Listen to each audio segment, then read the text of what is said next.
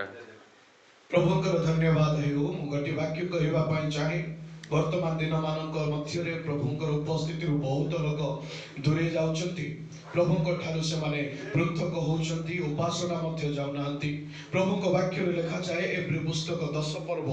25 पद रे लिखा जाए आउ केही केही जे परि आंभ मानक मंडली उपासना परित्याग करिथांती आंभे माने से परि न करू बरं परस्पर को उत्साह करिबा विशेष भाव रे जेते बेले तुमे माने प्रभुଙ୍କ आगमन दिन निकटवर्ती होई आसुछि बोली देखुछ प्रिय रे माँ बापा भाई भौणी मान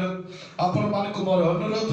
ए वाक्य आमन को शिक्षा दिए आमने अन्य मानक परि निरुत्साह हेबा नाही आमने उत्साहित करिबा जो माने प्रार्थना आसुनाहांती उपासना आसुनाहांती प्रभुकर उपस्थिति को आसुनाहांती आमने से मानक निकट को जिबा से मान को डाकिबा कहिबा जे प्रभुकर दिन निकटवर्ती ही आसुची आसुतो आमने उपासना को जिबा प्रभुकर आराधना करिबा को जिबा प्रभुकर उपस्थिति रे आमने रहिबा विशेष करी आमने समस्ते ए विषय को देखोछु वर्तमान समय को एनु अवहेला न करी प्रभुଙ୍କ निमंते आगो को बढ़ंतु गॉड ब्लेस यू।